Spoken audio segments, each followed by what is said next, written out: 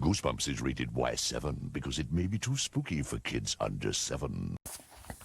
Hello, Goosebumps fans. Well, I'm actually trying to get this other video started and legally watching the episode. Yes, legally. Yes, I'm legally trying to watch the episode. And sadly, the freaking disc is not actually working the way I want it to. Yeah, it's basically making it so it it stops right until he's like, I'm walking, and it freezes. Oh, what the fuck? So yeah, I'm trying to actually watch it legally, and it seems like I might actually have to watch it via internet.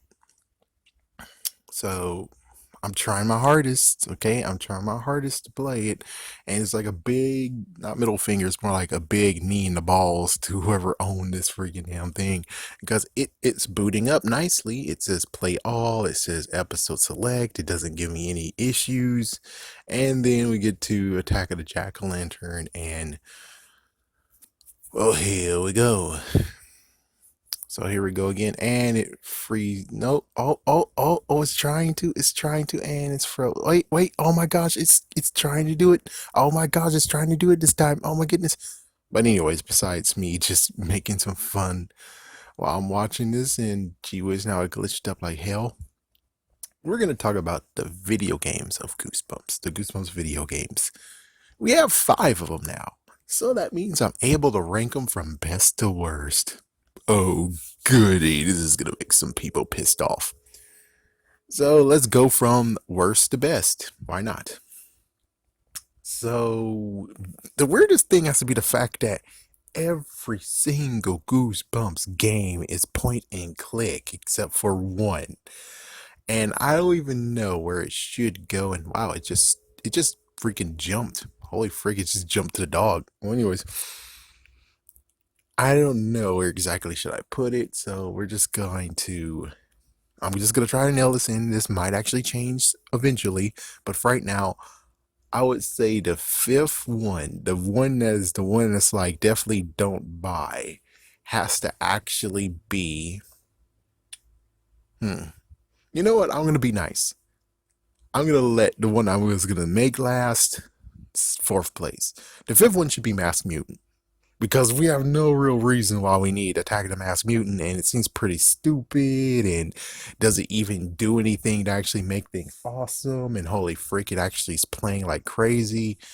Okay, I might have to pause it right quick. Yep, it's doing good now. Holy freak, it's doing good. Okay, well, hold on, I gotta finish this.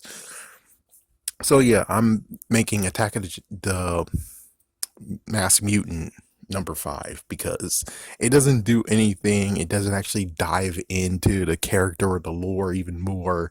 It's just a random game that they made, which again, props to them for making another game. I mean, how they made a game within at least one or a few months, while look what's going on now, where it's like, gee whiz, man, we're starving for a game and you're bastards. Okay, number 4 is of course Goosebumps Horrorland. For the Xbox. Oh my gosh, they didn't even get the Xbox.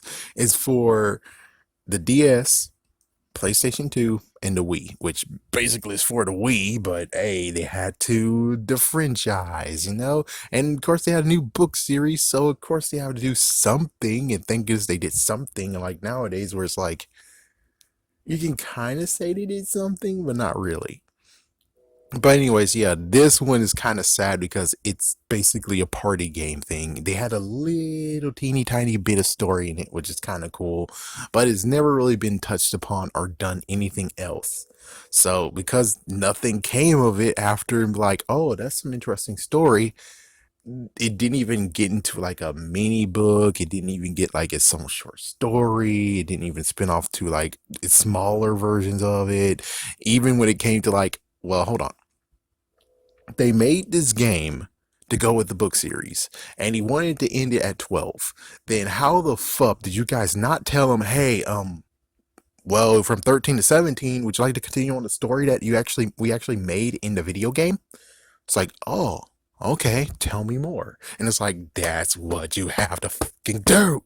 That would have made the game even better, where it's like, oh crap, they actually have to play the video game to know what's going on. And it's like, There we go. There we go. And then you can actually make them re-release the video game because they have to understand what happened in the video game, which is just a little bit of story, but still, they have to know understand what's in the video game to do it. Just like so many other sequels to books, you kind of have to read the first one to know what's going on. Number three. It's like, yes, number three. Number three, I will definitely give it to Day of Night. The reason why is Day of Night actually has been a kind of spin-off slash a reproduction version of Night of Scares, which was on the Android and iPad or I blah blah. And it's like, yeah, they did it, but they kind of didn't do above and beyond. And they charging 40 to 60 bucks for it. It's like, come on, they needed more levels than just three. And who knows, there might be DLC. Yeah, and then I have to change this, but for right now, it should be in third friggin' in place. Because hey, at least they have a story, at least it's not really parlor tricks and crap. It was good. Now we have the last two. The last two. Let's see. What should I do? I think it's kind of a tie. But anyways, the second one, just because it's a tie, just note that it can forever change back and forth. We're going with Escape from Horrorland. This one is very good. This one actually dives you into the story, which, hey, it turned into books somehow within like a decade later. But they did actually dive into it. It was very interesting, even though it's point and click. All of these are point and clicks. But it gave us a good story, and it's actually did better than freaking Mass Mutant, which came out second, which is like, oh, damn, really? How the frick did that work? Like, for instance, no, never mind. I'm not gonna even try to touch upon Mass Mutant, how they could have made it better. But anyways, yeah, so Escape from Horrorland is pretty good. The only messed up part is that you can't really get it these days. And you can't even play it on freaking computers these days. That's the only way how you're playing it. And it's sad that it didn't happen. And what's worse is like, so let me get this straight. Eventually you have a PlayStation and you're telling me you guys didn't go to PlayStation and say, hey, we got a game? I mean, what exactly was the freaking missed opportunity issue here to make you say, oh yeah, we're just gonna put it on PC, we're not gonna put it on PlayStation? It's kind of mind-boggling and stupid. And of course, in first place is Goosebumps the game, the one that kind of was the first side by side to go with the movie, even though technically it's the prequel. But sadly, if I really have to kick it down to second place, the only reason is because they didn't do more with it. And that's why Not Scares deserves to be in third place. Because it's like you could have took the idea that they put in the last in his first game right here, where Mr. Wood actually is there and he's in the damn mall and all that shit, and he could actually cause havoc. You could have made a it could have got a second game out of it just by Mr. Wood alone. They could have done something. And they decided to be like, one game's good. And then it's like, oh, let's port it to the Switch. Let's port it to everywhere else. Well, the Switch is the worst one of them all, where it's like, say you couldn't do a good game. You couldn't do a new game, number one. Number freaking two. How exactly did Day of Night, these guys actually thought this different idea than you? They were like, we're going to put it on the console, so why don't we make more, more levels? It makes more sense. And it's like, how the fuck did you guys not think of that? Couldn't you not actually make more content?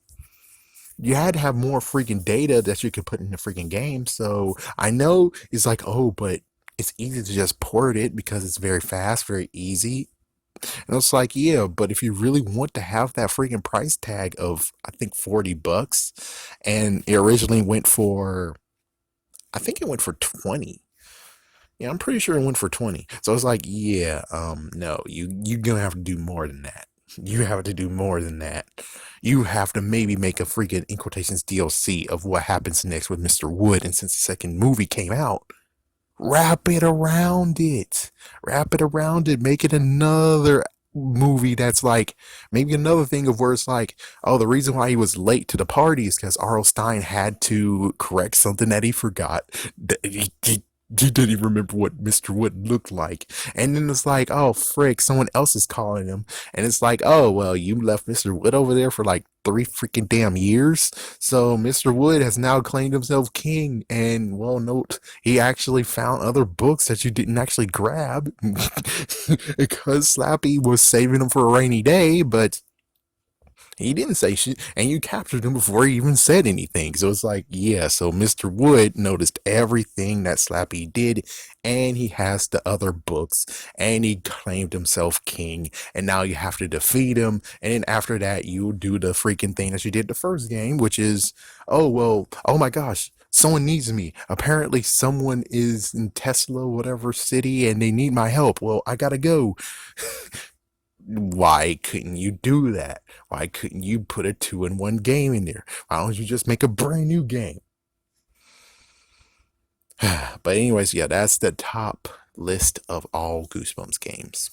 I'm pretty sure I didn't miss any, but pretty sure they're gonna do another Goosebumps game eventually, which, hey, it's lucky if we do get it, or just the fact of they're gonna make more DLC for Dead of Night, and if so, great idea. Good for you. Make that damn DLC. Have a scary day, have a scary night.